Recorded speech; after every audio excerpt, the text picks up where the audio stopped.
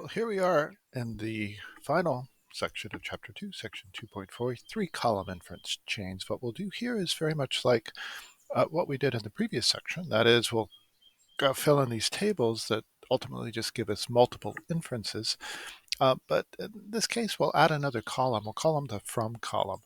And what this will be used for is to name the numbers of the previous lines that were used to get the line at which we find ourselves. So let's do some examples of this. And this is something that we talked about when we did two-column inference chains. We talked about the previous line that was used to get the new line. Now we'll just simply name that line as well. So this is a way to force us to think more in depth about these inverse chains, but it's also an opportunity to do more examples.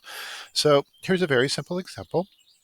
So once again, you see a table here of the sort that we did before.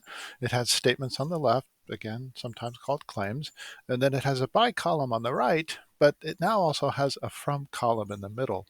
And if you glance quickly at the contents of that from column, you'll find that it contains numbers, which refer to previous lines of the proof. Okay, so as always, we start with the given.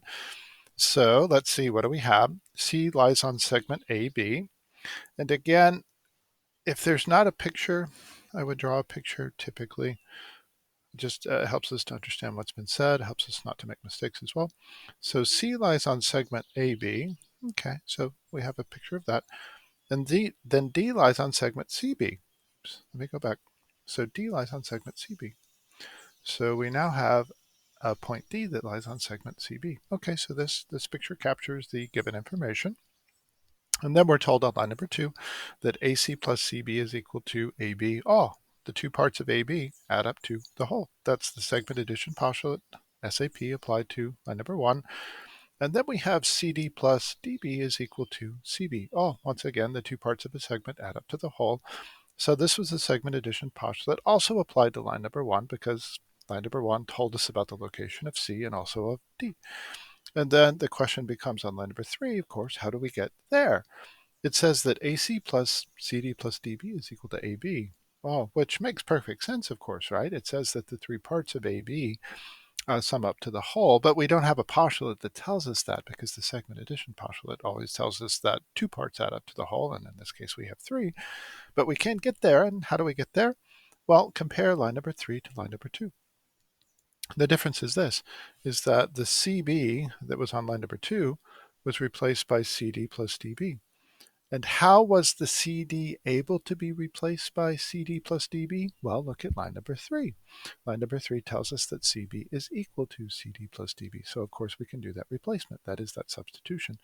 So we made use of lines 2 and 3 in this case. So the from column contains 2, 3.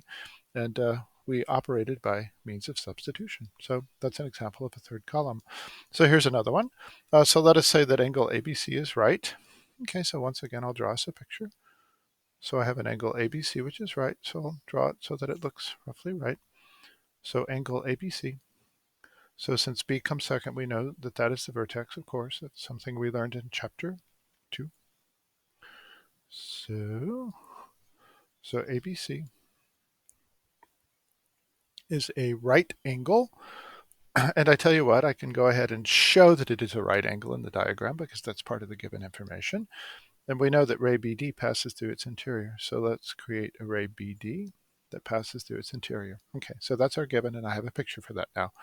So line number 2, it says that the measure of angle ABC is equal to 90 degrees. Well, of course, right? That's what the word right means. So we operated on line number 1, so that's in the from column, by the definition of right. And then let's see. Whoa. Line number 3 says that the two parts of ABC add up to it. That's the angle addition postulate, AAP, which again operates on line number 1 because that tells us that BD does pass through the interior of angle ABC. And then think about what happens when we combine lines 2 and 3 together. ABC is 90, but ABD plus DBC is ABC. So it follows, of course, that ABD plus DBC is 90. And that's the transitivity of equality. ABD plus DBC is equal to ABC, but ABC is equal to 90. That is, one thing is equal to a second, and the second is equal to a third. So it follows that the first, ABD plus DBC, is equal to the third, 90 degrees. And then notice what's been said on line number 4. We have said that two angles sum to 90 degrees. This means, of course, by the definition of complementary, that they are complementary angles. Okay, so let's make sure that we're clear about what's in the from column. Again, for lines 2 and 3, we operated on line number 1, so the from column contains 1.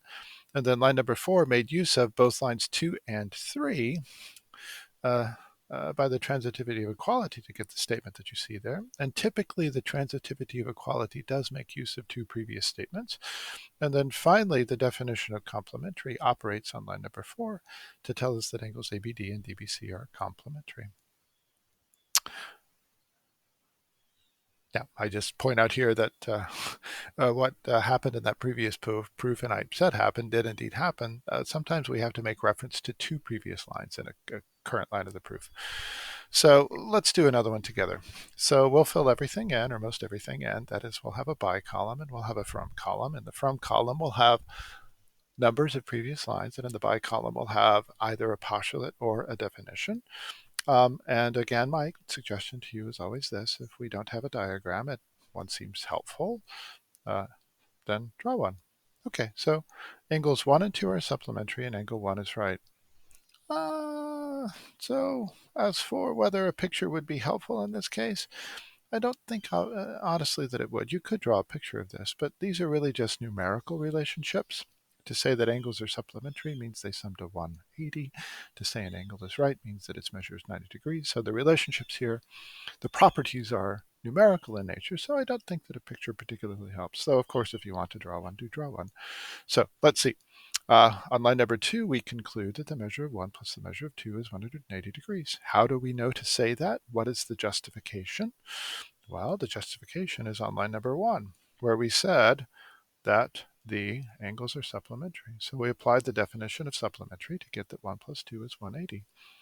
And then on line number 3, we said that the measure of 1 is 90. Well, that's also justified by line number 1 by the definition of right angle, because we know that definition tells us that right angles measure 90 degrees. And then let's think about what angles 2 and 3 will give us if combined. So 1 plus 2 is 180, but 1 is 90. So what 3 allows us to do is to go into 2 and replace the measure of 1 with 90 degrees. And that's precisely what we see on line number 4. The only difference between 4 and 2 is that measure of 1 became 90. So we made use of lines 2 and 3, and by substitution, we got that 90 plus 2 is 180. Oh, and then notice what happens on line number 5. We took line number 4 and we subtracted SUBTR 90 degrees from both sides. And then to get to line number 6, we took line number 5 and we simplified. 90 minus 90 became 0, and 180 minus 90 became 90. And that kind of simplification work, where we replace an expression by a simpler one, that for us is substitution.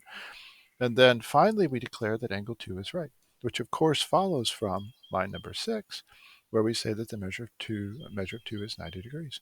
So from 6, it follows by the definition, by the definition of right angle, that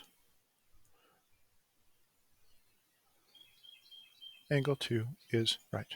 Okay, so let me just emphasize once again, before we finish up, that when you fill in these tables, you always, for a particular line, the line at which you find yourself, you have to look at the previous portion of the table. And the question is, how did I get to this new line? How did I transform what was already there? How did I make use of a definition or a postulate to combine previous lines together to get this new line that I have? That's always the question. It's always about the relationship. Okay, it's about the relationship of this new line to the previous lines. So sometimes I think the issue that people have with tables is that they look at a particular line in the proof just all by itself, not in its relationship to the previous lines, and ask, how could this come about? And then come up with some postulate or definition that seems relevant to that particular statement. That's not the way to think about this. Okay, the way to think about this is again with the question, how did I get here? Okay, show me the particular previous statement or statements that got me to where I am right now, and then answer the question, what was the definition or postulate that allowed me to make that transition? Okay, that's how it is that you think about these.